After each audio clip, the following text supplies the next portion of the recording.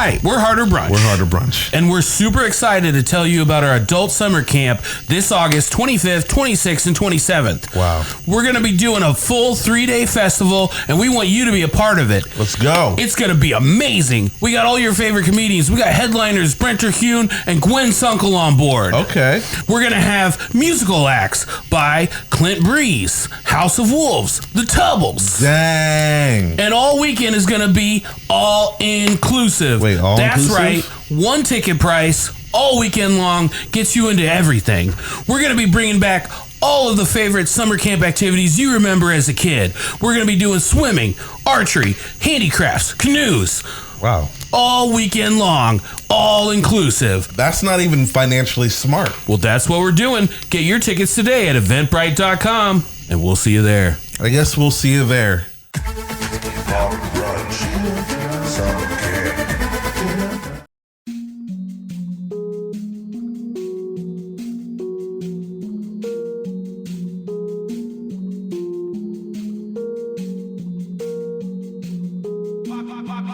Damn. Ooh, I'm eating brunch with my people though. The homie Dyke just cooked up a feast and we bout to eat it, bro. Fucked around and has to mix the lobster with the poutine. Daddy is rolling blue dream. Them boys got down a routine. It's Naptown culture. Cooking 7 courses. Had to pass the torch and now I'm grabbing second portion. So sit back, relax, grab a drink and a smoke. It's Harder Brunch on the way and get prepared for the jokes. Whoa. Hi, and welcome to the Harder Brunch Podcast. I'm your host, Dyke Michaels, and with me, as always, my co-host, Thaddeus J. McKee. Slappy. Pappy. Wait. On the ones and twos, the wheels of steel, the smug boss of Greenwood. The smog boss. Smug boss. Oh. He's not the sauce boss, he's the smug boss. BJ Robbins filling in for the sauce boss today. What's up, BJ? Very exciting to be here. Thank you so much for helping us out today. If he wasn't here, we'd be in a lot of trouble. There would just be a pile of broken computer equipment because I would have smashed it all. You could have used your phone again. Yeah, I probably would have gone back to old school. Hey, guess what? And a very special returning champion with us in studio. It's been about a year. A year. Oh. A year and a month, because I think I came around Mother's Day. You did. You came on Mother's Day. Go ahead and bring that mic a little bit closer. Closer. Yeah, we want to hear that voice. Right. It's Aisha the comedian, Big Body Aisha. Yeah. I always forget the comedian part. Like, always trying to call you by your government name. Like, oh. I do that. You know, that's producer mode. Yeah. You have to know people's government names so you can tag them on social media. So yeah. Well, I feel a little awkward sometimes because people ask me what like my stage name is, and I'm like, I don't have like a cool stage name. My name's already Dyke Michaels. I'm not trying to make it more complicated. Facebook did that for us. Made us use our governmentals. Yeah, remember it used to be like the Wild West. You could just put whatever you wanted. You know, you could just make up a name. What was your fake name? So I had one called Bill Closeoff for a while. Oh, come on. Well, Why Bill Closeoff? I'll tell you why. So I was dating this girl for a long time, and she wanted to get married. And I was in culinary school, and I was like, I can't even talk about this until after I graduate. And but I know she really wanted to get married, and I would tease her about it, which I now know was a shitty thing to do, but I thought it was funny at the time. So like About her life dreams. I guess it's because I have low self-esteem. I was like, the idea of marrying me doesn't sound like a prize, you know? She really wants to cuff me? Yeah, Why? yeah. Why? What's wrong with you? It's the cooking skills. So one time I came home from work, I had had a few shift drinks, and then came home, and she had left her Facebook open. And I changed her status and my status. I just changed her status to engaged, and then I passed out. And then I, woke up to her. She got her whole family started hitting her up and was like, "How come you didn't tell us? Oh my God, blah blah." Where's the ring? And yeah, oh yeah. And then she was a high school teacher too, so she went into school on Monday, and everybody was like, "Congratulations!" And so I was like, "Oh, I obviously don't understand how to use social media." So I stopped for a while, but then I would start these like burner accounts just to see what was going on. And I think it was right when they were transitioning out of you could still use fake names, but you couldn't anything that sounded like too fake. So I tried to. What was your burner name? I tried to be Oliver Close Off, and Facebook was like, no. And then I was like, how about Bill Close Off? And then he was like, yeah, that sounds like a real name. So that was my little burner. Now, was she one of those ladies that got like, she would overreact when a lot of people thought she was getting engaged?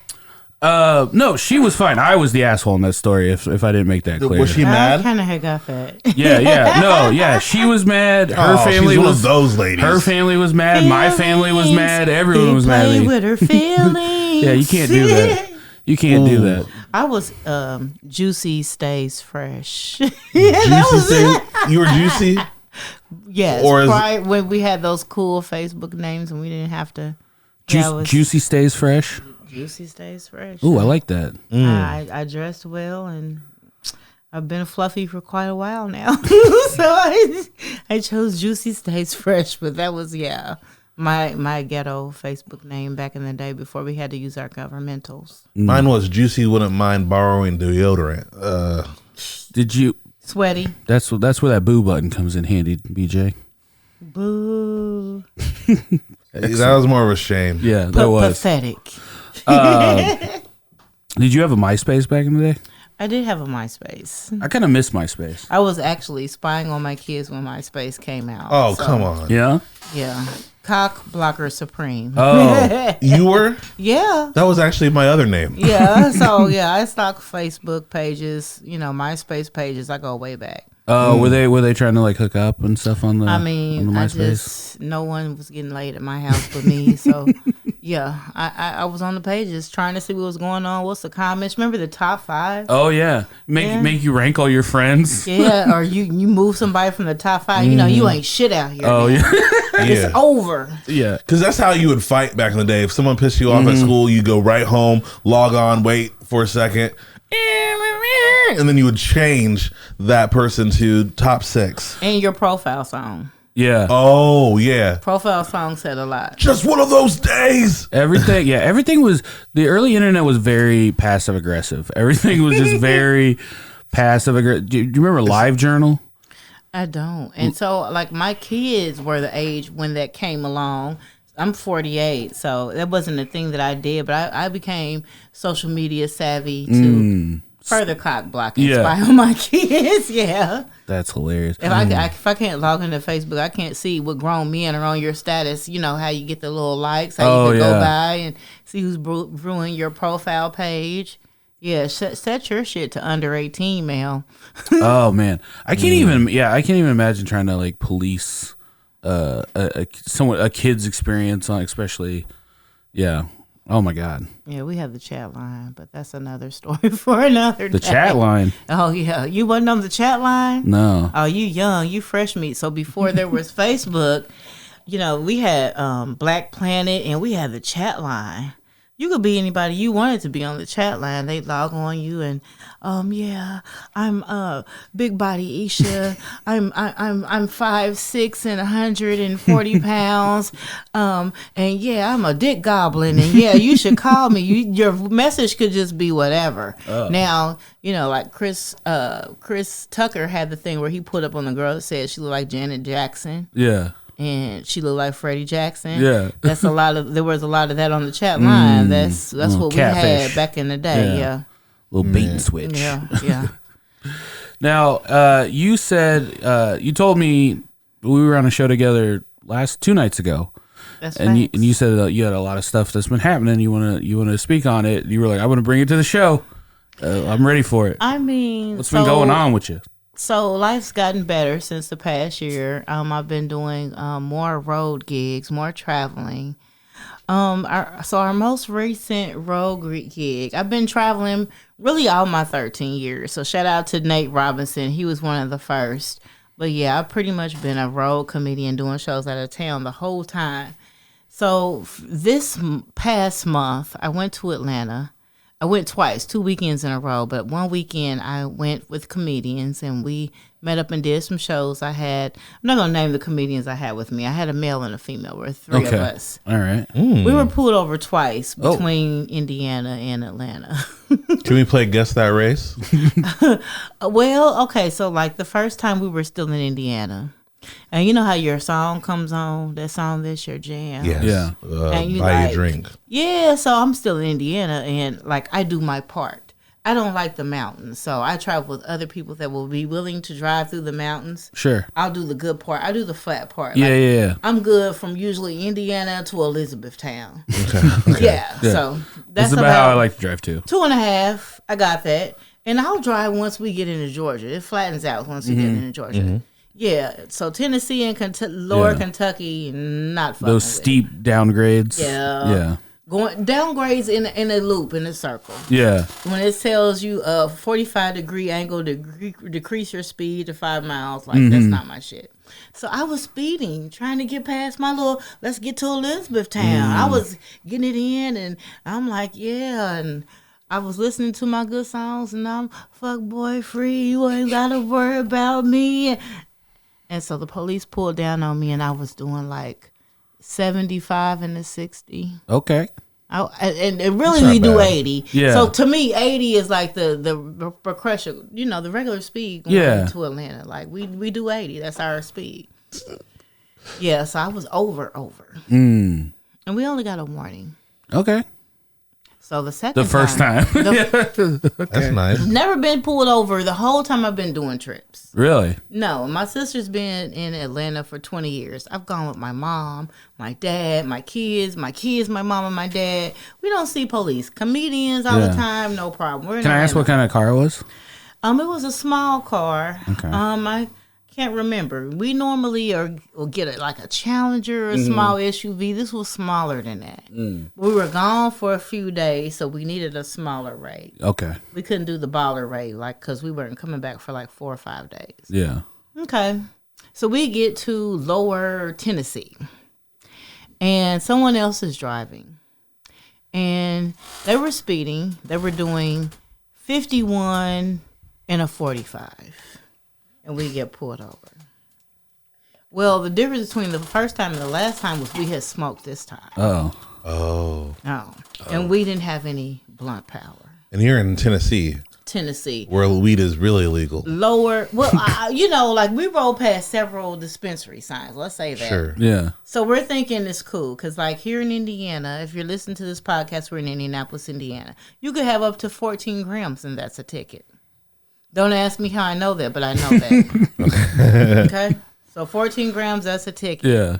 Tennessee is a no-tolerance state. Not only do we leave for tickets for weed, we also had tickets for open Swisher packs. That was also another ticket. Wait, no, that's not a thing. It is. Wait. It is. Have you ever heard of this? I have never heard of that. Swishers? Open Swishers or contraband. Like if they're sliced open? No, they weren't sliced. The package was open at the top. I mean, you're allowed to buy Swishers, though, right? Because we had smoked one out of there. So there was one left, and it was not broke down. But the fact that it was open, well, what else would you be doing this? Are you smoking this Swisher whole? Hey, you know what? That's none of your business. And that was a ticket. That's a black tax. We were also pulled over to the side of the road for over an hour. We were patted down. Our luggage was gone through. They touched all of my panties, all that stuff that was in my bag. In your bag. Now, we did have a substantial amount of weed. Everyone had their separate little weekend smoke sack. We were going for the weekend. We weren't just coming right back. So we had a little bit, You got yours, I got mine, she got hers, you know what I mean? So, yeah, we got out, and we were already told on before we got out. They got one person out, and they were like, so we smell it, and you can tell us about it, or we can find it, and you can go to jail. And they went Johnny Brasco on us. And so when I get out, for the younger viewers, can you describe who Johnny Brasco is? Johnny Brasco is he told on the mobsters and stuff. So he went undercover, but Johnny Brasco had revealed that we had a sack. So when they get me out, they're like, "Do you have anything?" Well, no. It's in my bra, but if you like to call someone before you pat me down, I might be, prone to eat this. You know what I'm saying? It's not that much. So, yeah, I don't have any. And Johnny Brasco's like, I already told him you got it. Oh, come on! Okay, well, it gets better. Okay, now we need names after this It was- podcast. No, I believe we're gonna keep it's the Donnie. names. It's Donnie Brasco. Donnie Brasco was who was with it. Yeah, and I was there. And I also want to play Guess That Race with this Well, we Brasco. get home with these tickets, and we're told that we can't just pay these tickets. We have to go back to this lower Tennessee city. I'd rather never visit Tennessee ever So again. if you're traveling, let's say this: stay on 65. If Google says that we have a better route for you, say fuck that Google. Don't do it. We went through the little sundown town. So we weren't on 65 when this happened. So I call about these tickets that we can't pay, that we have to appear for. We're going to need some PTO to drive 5-6 hours for a ticket. Amen. We can't seem to find this ticket. I'm getting anxiety about this Well, story. well, here's my name and my date of birth. We can't find this ticket. Here's the number from the ticket. We can't find this ticket. I got this ticket with 3 other people. We can't find this ticket. So if you went in and smoked the property, just say that. Yeah. Just let us know that it's Yeah. been dismissed. They just got you for the This weed. was greater than a month ago. Why would the ticket not be turned in? I will say that we had some of the sticky of the ickiest. Like if you're going out of town to Atlanta for the weekend, you're not going to go get no Reggie. Yeah. Oh my gosh. So what was the third time? There wasn't a third time. It were just the 2. Oh, okay. But you got away with it, and that's what counts. We did. But instead of like, okay, so I've been pulled over in Indiana for weed. They just dump it on the ground and they grind it in the dirt and we pull off. They took this into evidence and kept it in the sack and gave us a little form, and now y'all can't find the ticket. Now, if it's the Tennessee cops I know, that weed is gone. They done smoked it.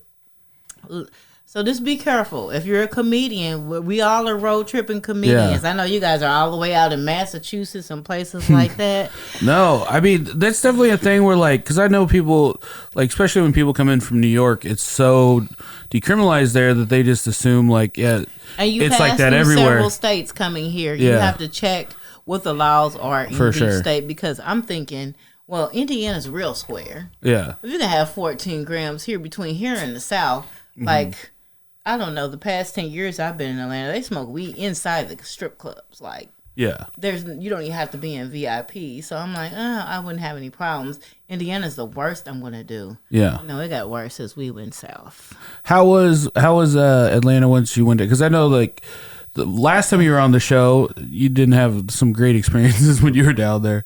Was it better the second time? So I'll forget what I said, and maybe that was why I ended up back there again. So I think it was the first time. I think it was just the day, like you were saying, there was like a lot of like hidden fees and stuff, like to get on there. Like, oh, there's valet parking and there's well, this. there and is there's that still. And it There seemed like a are whole- all those things still. So this time, I think we ran into different problems. Like, I've learned where you can park that is valet free. Now, you will have to have your walking shoes. You may need a ride from the free parking to the club if you don't valet park. That's good. So I'm learning more about how a comedy club is ran. And, I watch certain podcasts and stuff, and I did shows in this particular club, and they kept getting blasted on certain podcasts. And if you want to ask me about this afterwards, I'll talk about who, what, and where. Poorly ran. Okay. So I arrived with my crew. I brought several comedians from Indianapolis, Indiana. We had a midnight show. It was supposed to be a weekend of 24 hours of comedy. A show at 12 a.m., a show at 2 a.m., a show at 4 a.m. Great. So we're coming down to tear it down. And y'all can have access to all these shows. Great. So we get there for our 12 a.m. show. Bad sign, thunderstorm. But, it's Georgia. Thunderstorms come and go.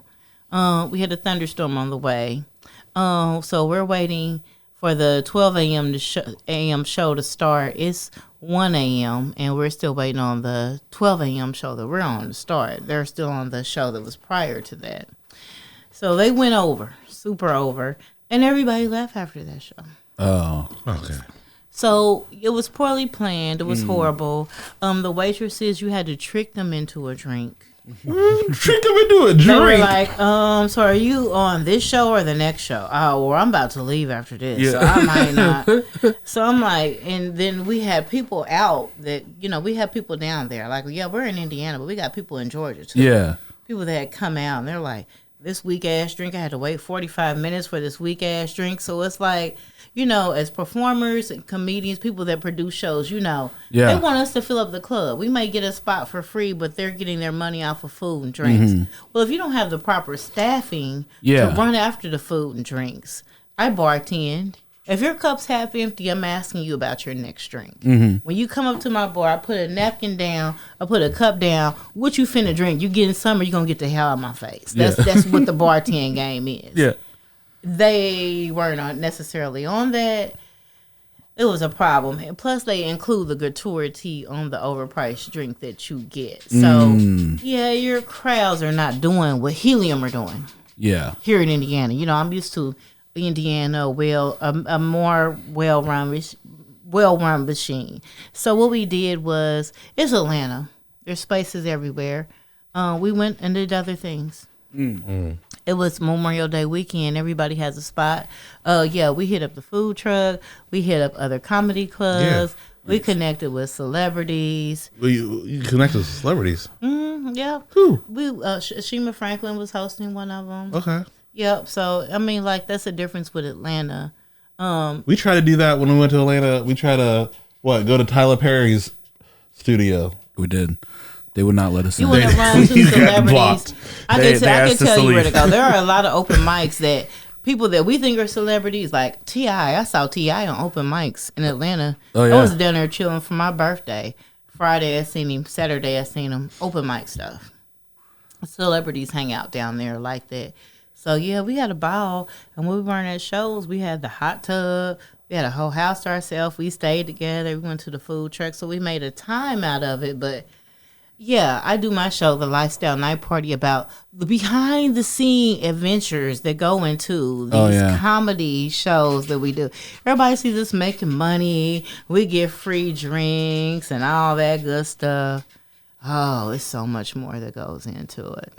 I think it's a through line that I've noticed on a lot of different artists that we talk to on the show, where I think artists in general just get jerked around a lot, and specifically, obviously we're all comics, so that's the lens that we see it through most often, but you definitely that's why I always try to get a vouch. If it's someone I don't know, I try to get a vouch from somebody, and just I don't want to spin the wheel on somebody that I don't know. So I saw someone make a post about being paid $50 to feature. Have you guys been paid $50 to feature? Because I have a whole bunch of times. So I learned as a comedian, when you feature, you're supposed to make 20% of what the headliner makes. Wait, what? I've never known that rule. Well, I got that from professionals Okay. that have been in the game 30 plus years.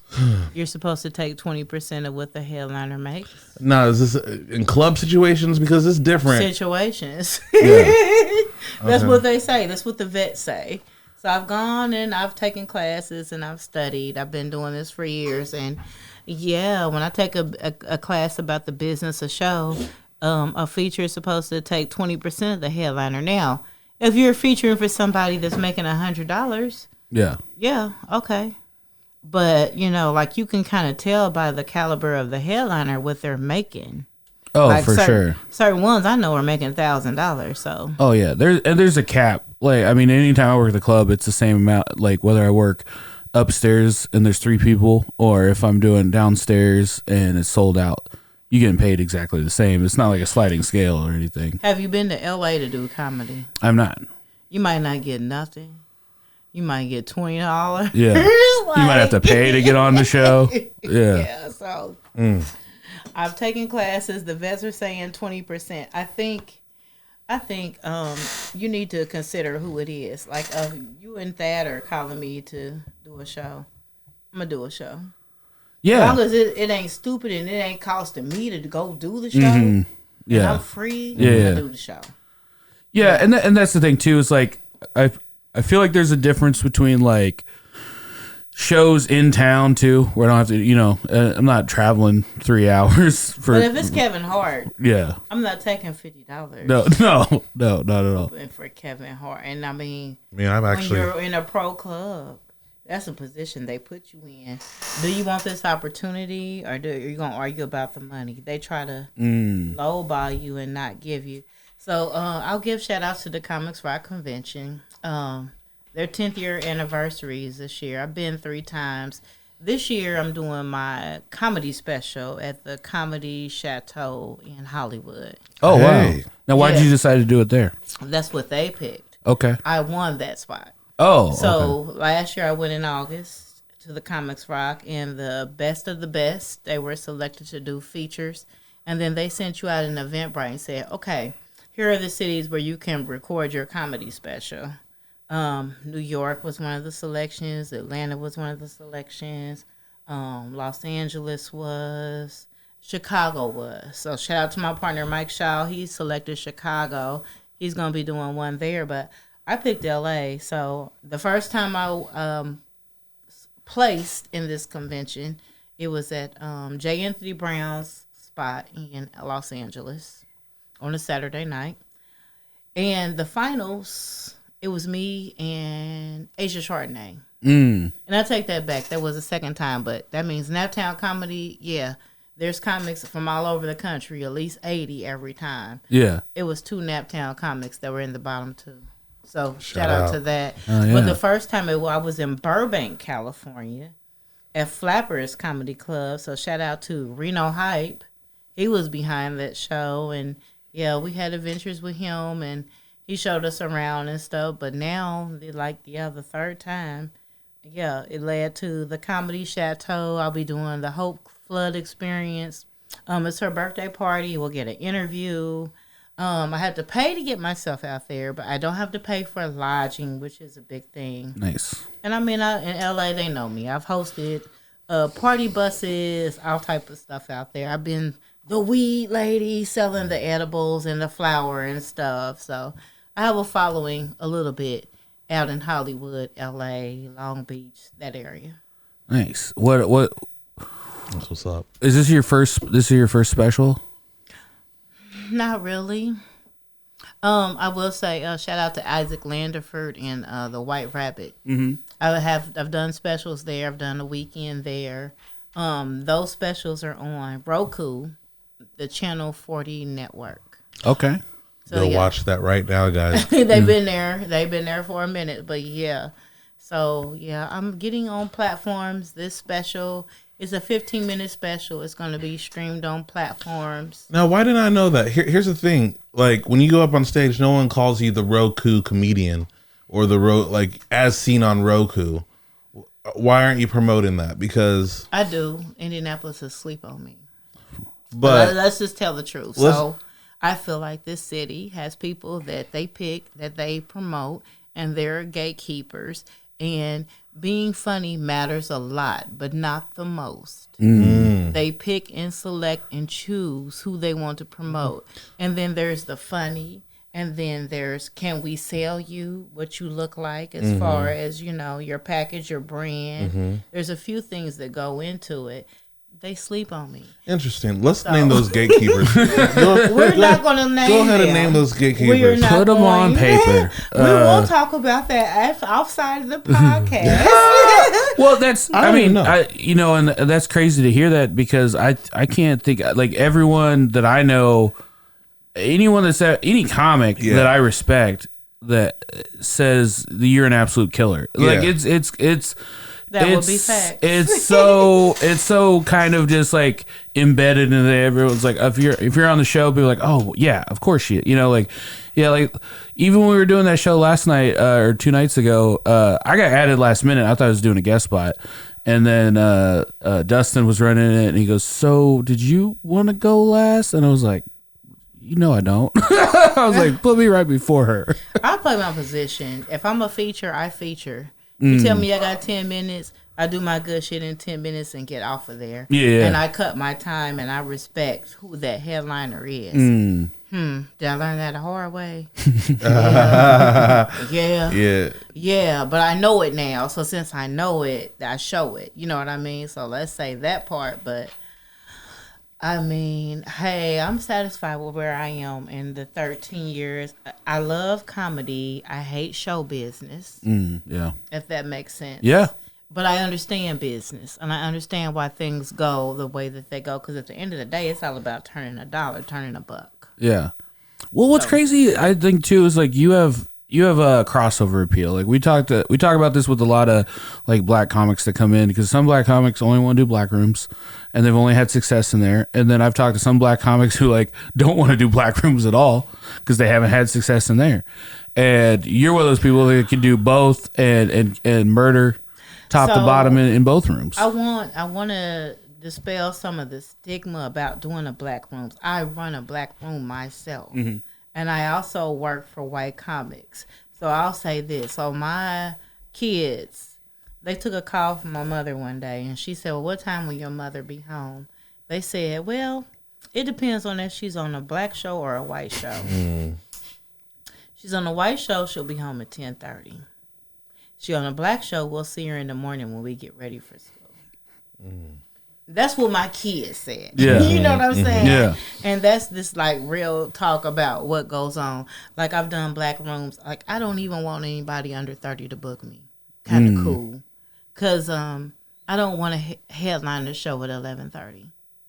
You know what I mean? After 10 people done went up. You know, it's certain type of shows I don't want to do anymore. So as you elevate and you grow, you know, you kind of change what you do. And like me, where I am, I got to catch up to where the pros and the gatekeepers and what they're looking for. And you got to get rid of shows like that for starters. You know, that's part of it. But yeah.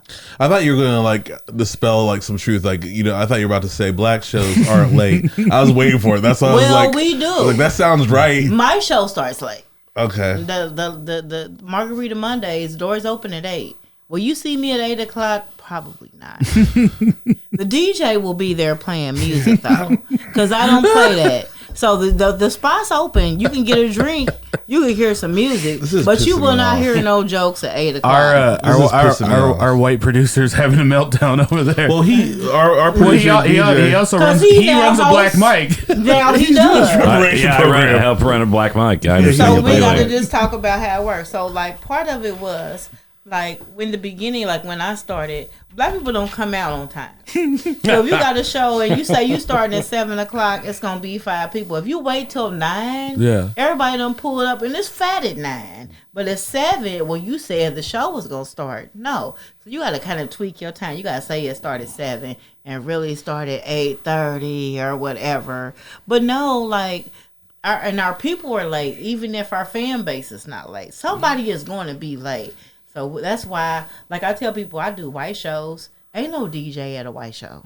Yeah. Because we starting comedy at 8 o'clock. Fuck some music. Yeah. There's no music. We're starting at 8 o'clock. We don't care if your mama ain't there. It starts at 8. There is something to be said if the atmosphere is like, hey, there's some music, there's some drinks, there's some, like that was, the one that I went to almost had like a swap meet kind of vibe to it. Like people were selling stuff in there. I don't know. It was like a whole thing. They're all lies. They greet the cha-cha slide. They got to have some chicken. They got to pray in the bag before the show starts. There's someone, doing some spiritual stuff somewhere. Now, you haven't prayed on the show? No, yeah. Shout out to Dwayne Kyle. You're doing Dwayne Kyle. You're going to definitely have a prayer before the show starts, and we be needing it. Lord, please don't let these jokes bomb. Like, don't let them.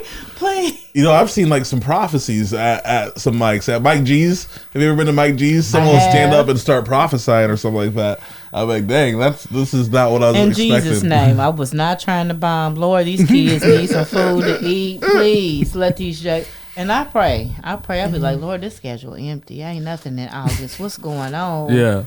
Like, you know, I got to get my nails done and stuff. And, you know, it's a couple of bills that need to get paid around here. Jesus, please put some shows on this schedule. And I might have to email a couple people and say, what's shaking, bacon? So, there you go. Let's take a quick commercial break and we'll be right back. It's break time. This week on the After Brunch Podcast. It's taken me a while to come around on glizzy as a term. I'm there. I'm cool. It used to be a real problem for me. I'm not fucking calling it that. Not the way you're closing your eyes when you say it. You do not look like you're okay. Like doesn't with want it. to say it. Yeah. Say glizzy again. Glizzy. Join us at patreon.com/Harder Brunch. We were talking about Amber James when she came on, but you were talking about off mic earlier. You were talking about how male comedians will, think that you're someone's girlfriend, or you're just hanging out, and then you go up and clean house. I unfortunately did the same thing the first time I met Amber James, because she came in. She always dresses to the nines, and she came in with some other women. And I was like, oh, I gotta really bring it here. Whose gal is this? Yeah. And I was like, oh yeah, I gotta really bring it. And I went up and bombed, and then she was the headliner, and she just killed. And I was just like, in my head, like, oh, you thought you had to be cool in front of her, and she was the headliner, just watching you eat shit the whole time, like probably feeling sorry for you, like I don't know, it was amazing. So, but yeah, she's a real treat. Can I ask you something? Sure. If someone's not funny, is that like unsexy to you, or would you rather your man be funny? If you gonna be my man, you have to be funny. Okay. Does he have to be funny, or just have to understand what is funny? He doesn't necessarily have to be a comedian, but if I'm dating another comedian, which is like a huge no-no. Yeah, it's gross. So he has to But be let's funny. just say that he's got to be funnier than me. Funnier than you. Okay. Because who wants to sit up and help somebody with their open mic that's their man? And then you got to kind of give the critique. Okay, baby, you suck. Yeah. And I've been put in that position a couple times before, and I won't volunteer for that. But you got to be funnier than me. Like, I don't want to have to babysit nobody. I can help you in critique just like you can help me. But if you're a beginner, there are guys that try to gravitate towards comedians to get gigs, just like there are women that will lay on their back and sleep around for gigs. Dudes do it too. I heard it affects your love life too. Like if you're dating a comedian, if one of you guys go out together to a show and one of you all bomb, the other person doesn't really want to do anything that night because you bombed, and vice versa. Well, first of all, I would love life as a female comedian because, like, for me personally, either I've got a show, or I'm resting for a show, or I'm applying for grants. I am doing my bookkeeping. I need to see how much money is coming in this thing this month. It's a non-stop thing. And then when I'm not doing that, I need to be building my fan base. I need to be doing videos, trying to build my fan base. I need to be ordering merch and designing T-shirts. And once you decide that you're a comedian as a career versus I'm just telling jokes, you constantly busy. You're constantly busy. You're no different than a barber or a beautician trying to build a fan base. Yeah. So you don't have Small time business. for Tinder dicks. You just don't as a woman. And so, I personally, you got to really do a lot to get my attention to get me to date. I'm not interested right now. I'm trying to be Lunel. Yeah. And I know I have time. You know what I mean? It's going to take some years to get there. But that's my end goal. That's something that I'm working towards. And so I can't get it sitting up braiding Daquan's hair. I don't have time. Yeah. I know you got people sliding in those DMs. Definitely. People be sliding. But they're just willing, okay, me as a female, I don't know how you are as a guy. Okay. Do you let somebody have sex with you on show day? On show day? Before show day? Before show day. 2 hours before. I'll let Dyke answer that question. Let me get some of them specials. Are you treating a helium gig like it's the Super Bowl? Every gig, I swear to God. Yes. Show day. I do. Well, but girls have to get ready and in makeup because guys aren't thinking about the makeup. And from what I've heard, sex could mess up makeup. Who could want to be at the gig it's like some good penis for me? Oh, well, it drains all of my energy. It drains all of my essence. Into the next day? It won't. No, if it's the next day, no problem. If it's the same day, if I have a gig tonight, we're not having sex this afternoon. That sounds like type 2 sexabetes. You got to get that checked. Yeah, I'm not waking up Yeah, you drank. That was good. Here's the thing. Okay, he said you're sleeping on that one, and I know you had type 2 diabetes. That was for you. But he's also married, so like, let's say I've never had my wife will still go to work and go work the gym, so I must After not. you guys have sex. Yeah, I don't have anything good. I guess she just literally just depressed me. I didn't think sex was putting people to sleep like that, like diabetes. If I can jump up after sex. Listen, take me to the other side. Like I want you to if you can't take me to the light and bring me back, why are we having I'm almost 50, so yeah, when you get to be a cougar going through menopause, it's different. Okay. Damn near take me to Jesus and bring me back, or just leave this coochie alone. Like that's where it's at. And so if I can have that the day of a gig, now we're getting into it. I'm not interested. So I think there's a difference between so have I been up all day? Because if I'm up all day and then have sex, it's curtains. I'm going to sleep afterwards. I don't want to do anything else. But if it's maybe in the morning time, you get a little. Sometimes that can jumpstart your day. If I have to be there at 8 and I'm getting dressed and you get too turned on because I'm getting dressed and it's 6, that's not nasty man time. Now That's not nasty man time. it's not. We're gonna get you a clock. Now when I get back and I've killed this gig, that's different. Yeah. But that's no different than getting drunk or getting real high, or if you know you got an important show, would you stay out and get a hangover the night before? Yeah.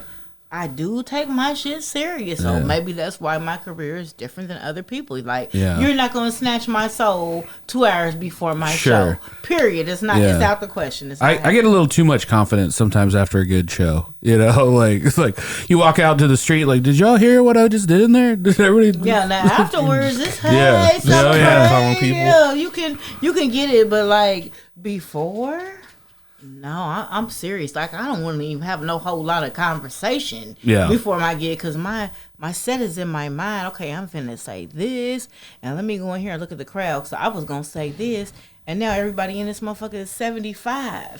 So now I can't say this. Yeah, this is not the coochie joke crowd. You know what I mean? Yeah. I got other sets, but I got so much on my mind, so much to do. Yeah, we're going to do it tomorrow or something, or after I get back. Mm-hmm. That's just one of my rules. I've talked to guys that did it, and they say that their legs are wriggly after sex. Well, that's what I think they were talking in Rocky. He wouldn't let Rocky be with a girl because they make your legs weak.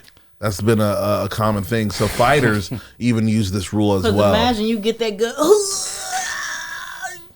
I think that's why Cosby. You're not gonna have that same essence in you after that. It's gonna come back tomorrow. I'm gonna be completely honest. I'm not getting it as frequently as I did when I was younger. So if it's on the table at all, I don't care. I don't care if it's in the middle of my set. Okay, I'm gonna take it. Bring that shit. Me personally, the energy that I have. Needs to be for those jokes that night. Well, and that's why or real early before, you want to take me to brunch and and then I got time to take a good old nap and stuff. But that's why you're professional. Yeah, if it's 6:00 and you want some special loving, it's not the time. It's not. Man. It's time for the Smoking Goose Brunch Breakdown. Smoking Goose is one of our wonderful sponsors. It's a high-end butcher shop. Go in and try their wonderful products. They're located there on Dorman Street. Our brunch breakdown for today. So I got to come clean on this. I did come clean earlier, but I got to do it on air. I thought this was going to air on 4th of July because I can't read a calendar. So... I had this whole thing planned out for the 4th of July, but this is actually going to come out a week before the 4th of July. So you have all week to celebrate, get ready. But I wanted to do a different kind of take on it and do black revolutionaries or black people in the Revolutionary War times.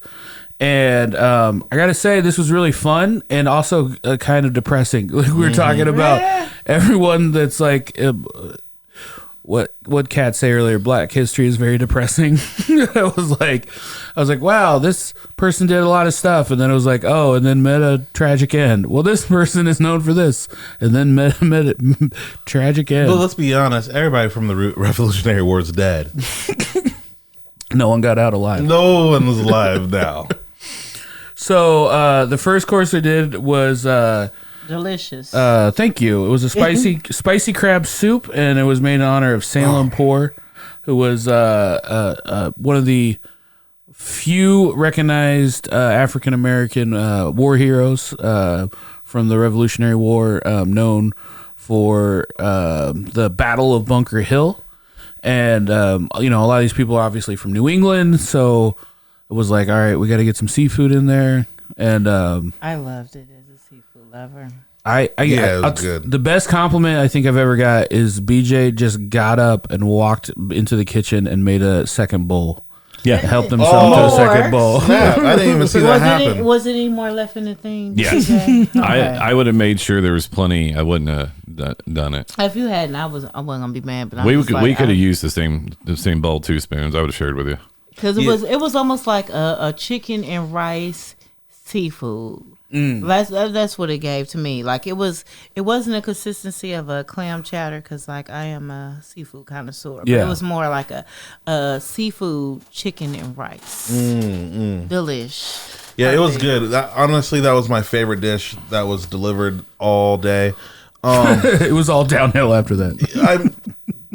Take whatever you want from that. But you said he was known for like being the first guy that died in the. No. That was what I thought. That's what you said. Yeah. I got my facts. I got my famous African Americans confused. You introduced him like the first guy that dies in the movie. Yeah, I'm like, well, when did he The make black guy. this seafood rice? Because this shit's fire. Like, did he make this before or after he died? I wanted to know. After he died. Delish. So wait, tell us the fact. I think we need to know the facts about it. You did the whole presentation. I want to hear about this. Well, so I got him meshed up with Crispus Attucks, and Crispus Attucks was the first casualty of the Boston Massacre. And that's what he's known for? That's what he's known for. It is also, known as being a black revolutionary, but yeah, mainly because the first casualty. They named the high school after him here in Indianapolis. Is it a good high school? No, I mean, it's like a vocational high school. It wasn't good for a while. It's back good now. It wasn't. We got our black historian over there, like shaking her head. It started off excellent because it was the only place black academic professionals could find work at the time. she Can you said repeat what she said? It started off there, and where did it end up? I should have said anything. That was my fault. she said it started off excellent. Then it went ghetto, and then it came back. Oh, kind of like Lean on Me. Yo, I just watched that show the other day. Oh, man. If you want to see Morgan Freeman yell for an hour and a half, watch Lean on Me. That's a good movie. And Kiss a Child. Oh, yeah. It was a weird movie. He's a child kisser. Is he? Yeah, well, you gotta look him up. He got with his what was it? His stepchild. Mm-hmm. He had a relationship with. Yeah. Wait, grand stepchild. So he had a boo that had a daughter, and her daughter was fine, and yeah, he got with her.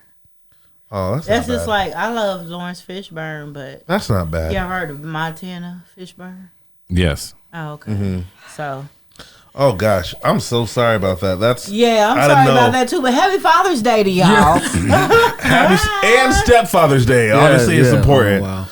Yeah, he kisses a little girl at the end of the and movie. to their daughter because they babysit lots of kids in their jaws. But yeah, they never mind. I don't know what that I'm meant. sorry, y'all invited Aisha the comedian. Yeah, on your show. No, we want to. Yeah. Yeah, well, definitely would.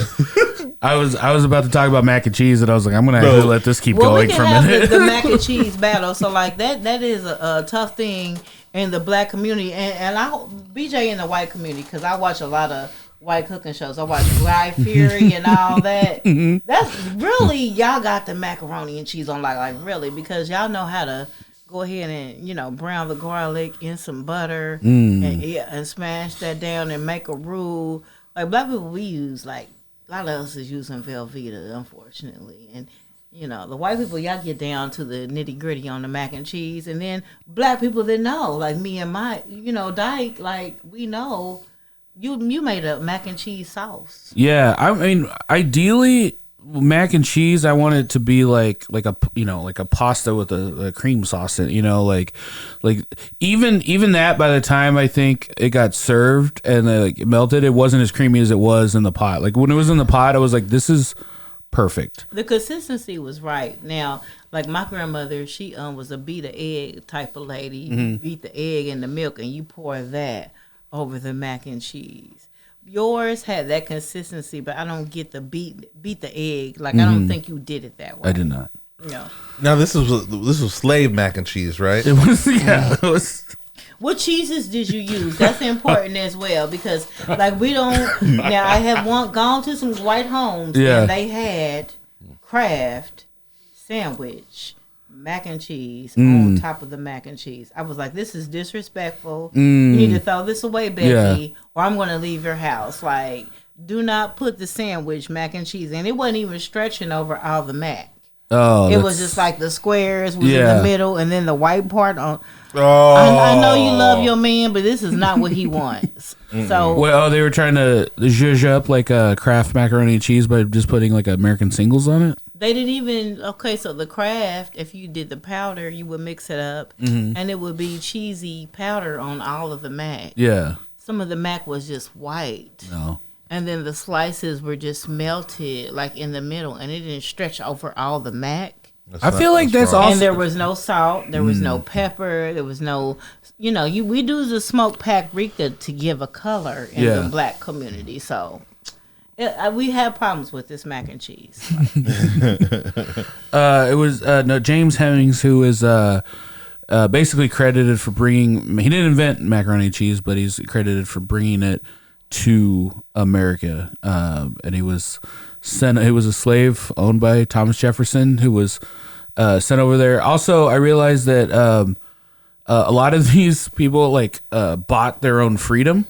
Like, were in opportunities like where they were able to buy their own freedom, and I was like looking up how much that cost, and it was like the equivalent. It was like 27 pounds, which was about like $6,000, and I was like, oh, I couldn't afford to buy my own freedom. Like going to the Freaknik. $6,000 back in the day. That's a lot of money.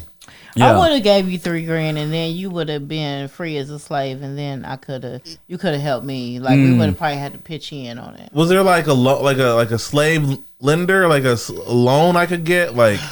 Because I'd be like, can I put my freedom on layaway? checking the cash. So back to the mac and cheese. I just want to know. So was it provolone and cheddar? Sorry, what were the cheeses? I'm particular. It was white cheddar and Gouda. And sorry, white cheddar and Gouda. Those are some good cheeses. Yeah, and cream cheese. Cream cheese goes in that. yeah, cream I cheese use is great. that. Just make it a little silky. A little creamy, yeah. And no provolone. no provolone in that one. And then I topped it with just like a regular the shredded cheese, just to get that top. But I don't know, man. I feel like I could. Here's the thing too. Sometimes when I'm making food, it's like, what can I make the prettiest picture of to put on Instagram as well? And I think the dish would have been better if I just slopped it out of that original pot. Like, here's the mac and cheese. But it wouldn't have been as pretty. It was good mac and cheese. I'm still thinking about Sally Mae and getting out of slavery, but like his mac and cheese is what got him out of slavery. Yeah, I mean, he came back and he got his freedom because he had to like train his successor. And it was just like, you literally, that mac and cheese gave him his freedom. So let me go over your mac and cheese steps. So do you cube the cheese and put it with some butter and a little bit of evaporated milk, or do you make a rule? You put some butter, you put some garlic, and you put a little bit of heavy cream and some flour, and then you make that consistency little thick ass sauce. Yeah. If I was just making mac and cheese, I would definitely do it with a roux. When I had my food truck, I had this smoky beer cheese that was like our signature. Okay. and it was a whole process to make it, and it like started off with a roux. It had a bunch of different seasonings, paprika, garlic, but like, and then you would add chicken stock to it. Yes. And then by the end you would be adding like heavy cream and Worcestershire and Worcestershire sauce. So You put that in there? if you a real cougar and you ain't got no Worcestershire sauce at your house, you ain't really doing nothing out here. and then it would still be like liquidy.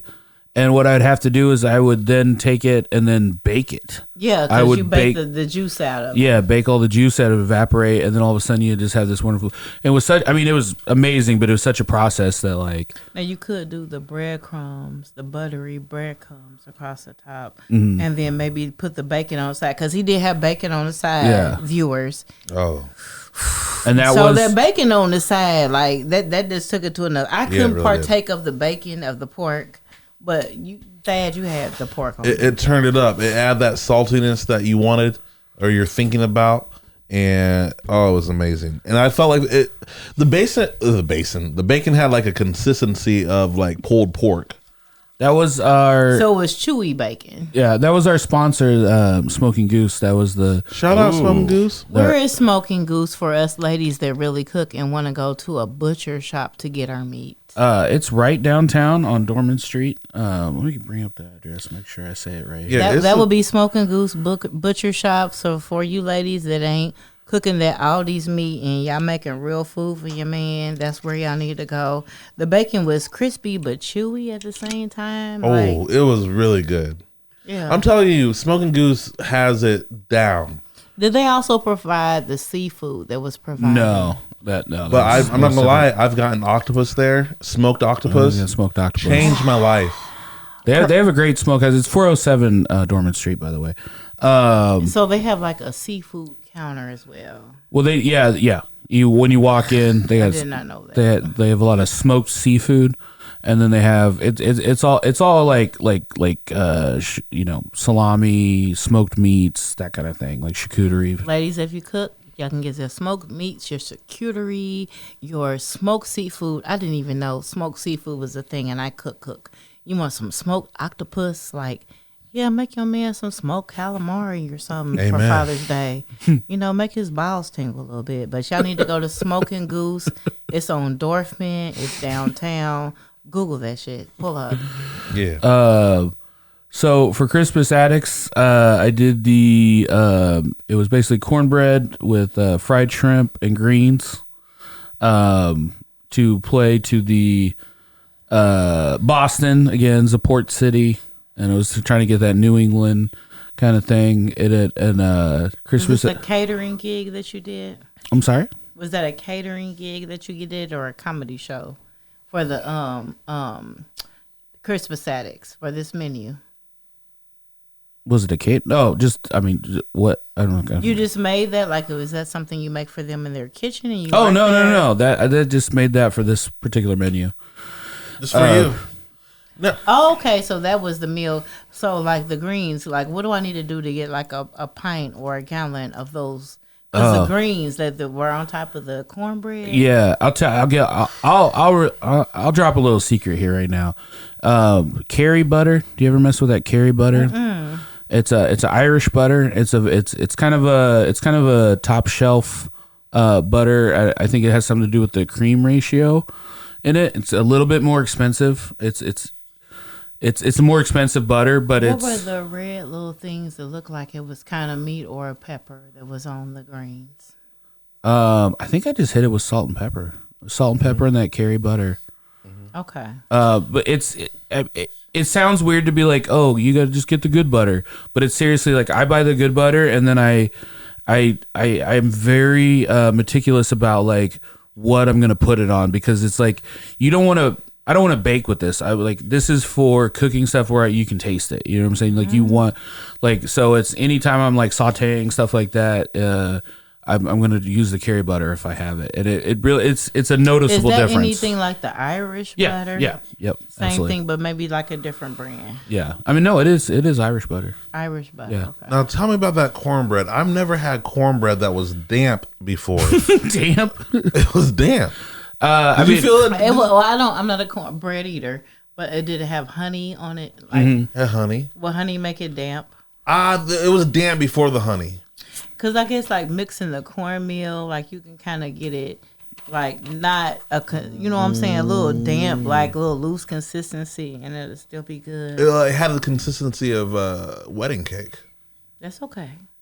Did you like it? Was No. it good in your mouth? I wasn't going to say I didn't like it. You wanted Jiffy. You wanted Martha White. This say that.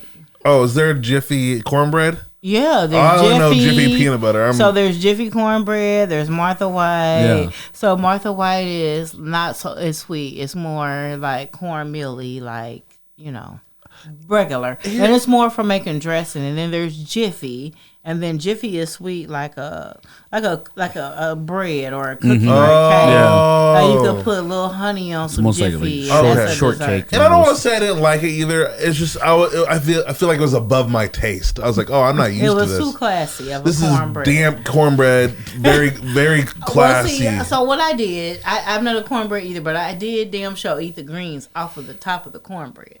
And so, like, the consistency, you had to eat the top of the cornbread where the greens had set, because that was a different. See, I'm fat for real. the so butter, like, the butter, it was a trickle down You economics. gotta eat the top of the cornbread where the greens had sat on. Yeah. And it was, And then the dessert was a Boston cream pie. I did for notable poet Phyllis Wheatley. cream pie has a different meaning for me. So I've clear been, you know that. what? I thought I was waiting all day. I was like, someone's gonna say it, right? Like, it has to be said. This is not the cream pie that I know of. And since it's a show day and I was doing the Harder Brunch Podcast, Yeah. I did not partake of the cream pie. Yeah, I was, but it was the first time I ever made one too. But you like came out, you were like, "Is that an eclair?" And I was like, "Yeah, technically, it's all the parts of an eclair." I had made pastry cream since I was in culinary school, and we had a comic sleeping on it, like crashing on our a road comic crashing on our couch last night. He came back from a show. I got off work at like 1:00 in the morning, and I was like, the pastry cream has to be like chilled, right? So I was like, I gotta get this done tonight. And so he's like, all right, I got a red eye out at like 4, in the morning. I'm gonna try to get an hour's sleep real quick. And I was like, all right, cool. I'm gonna be whisking shit real loud in the kitchen. I'm very sorry. He was a loud whisker. I was the loud whisker for sure. Okay. Did we tell you about our adult summer camp? You didn't tell me, but I know about it. So- And so I am a camper. Yeah. I went to Happy Hollow Camp every year. And then my kids, they went to Jameson Camp, and they ended up being camp counselors themselves. Nice. We are campers. Yeah.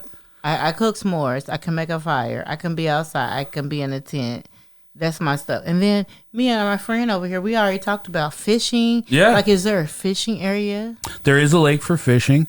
So this August 25th, 26th, and 27th, we're renting out a summer camp in Nashville, Indiana.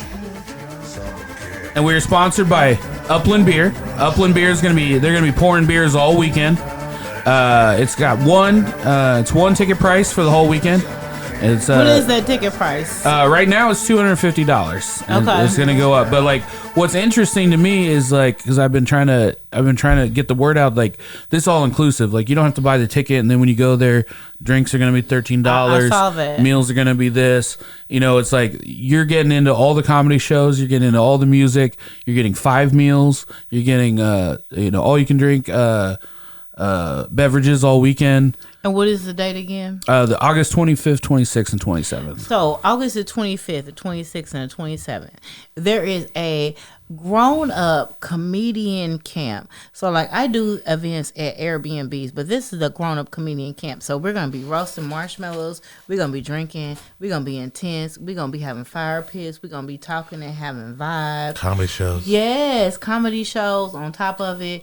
The cooking that I've received from the past 2 Harder brunches have been A1, definitely worth it. Thank you. Craft cocktails, you're just not gonna get no gin and juice. You're gonna get a craft cocktail, something mixed. You might have some muddled fruit. You know, if you drink like I do, you know about that stuff. So y'all should come. Tickets are on Eventbrite. It's $250. It's a weekend. It's not one day of comedy events. So like I did a weekend of events.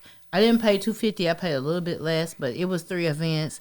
Each event was sold out. You need to get out of town and move around and live your life. Yes. We got summer from June to September, and the shit is over. So if you love comedy, you should come to this event. I'm trying to come to this event. I'm going to put my shit on Afterpay, a layaway, or whatever it is, so I can pull up to this event. But it's going to be bomb. And Sirius Aisha, the Black. comedian, I certify this. Yeah, that's good. And Sirius Black will be there performing.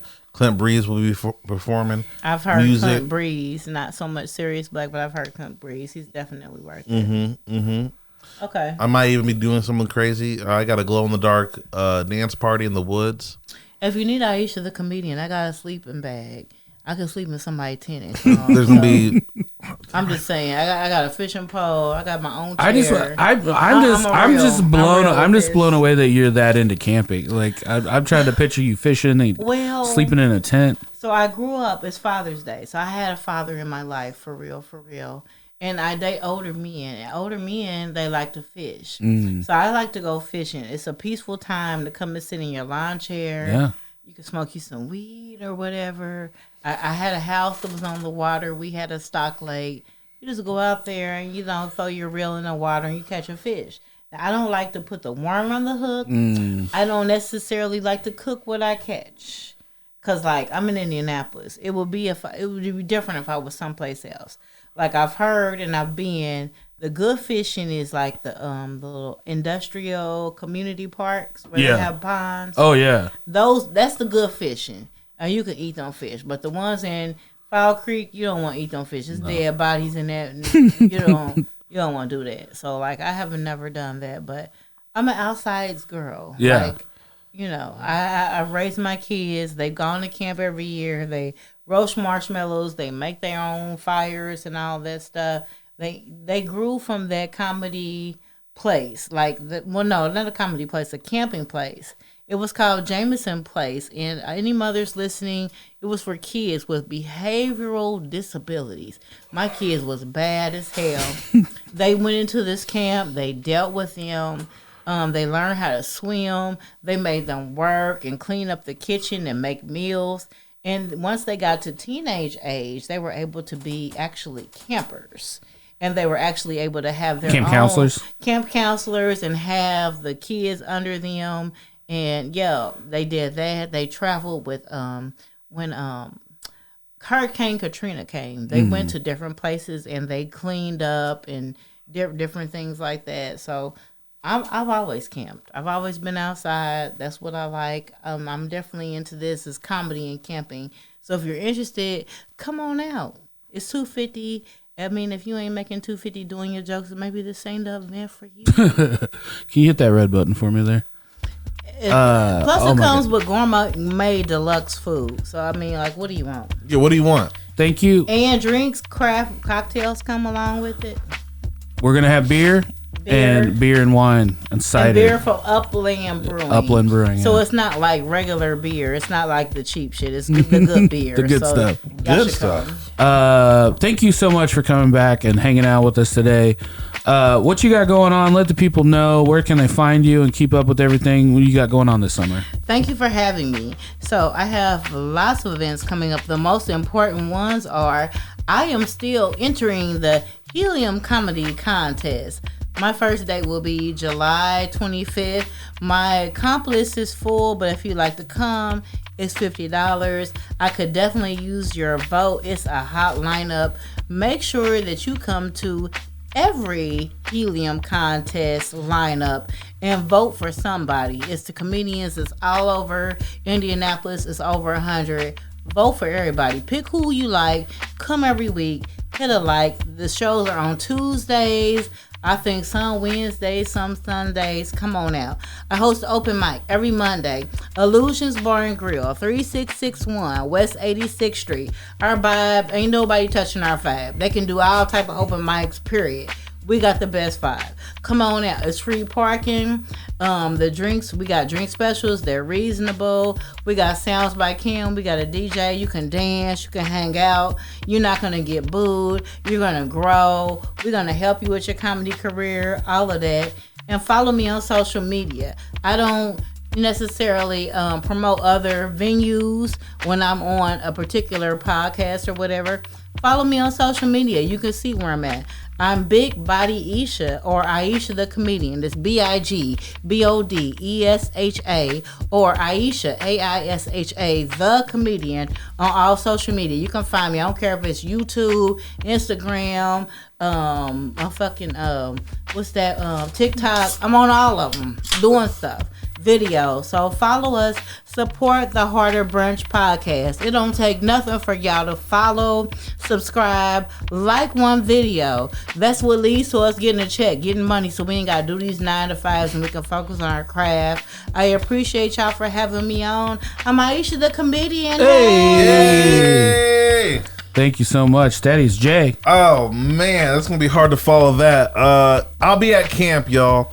Come to summer camp. Y'all know where to find me at the summer camp, August 25th, 27th. There's going to be great surprises, like everybody has said. BJ, where can people catch your podcast? Wherever all podcasts are available. Oh, come on. Shout out that Fresh and Clean so for us. So fresh, so clean. Yeah. It's fresh and clean. Comes out every Tuesday. With you every Thursday. Y'all can catch them at the wonderful Bar and Grill at 8 p.m. hosted by Nate Robinson and BJ. Come on out, sign up for the open mic. It's at 38th and Pendleton Pike, behind where the Rallies is. So Menards, the old Menards used to be over there. Come support the open mic every Thursday. All right. Thank you guys so much. You can find me at Dyke Michaels on all social media. Also, check out our Patreon, patreon.com/Harder Brunch. Only $3. You get access to our extensive video audio library of all of our After Brunch shows, and it helps support us. Thank you so much. We'll see you next time. Bye-bye.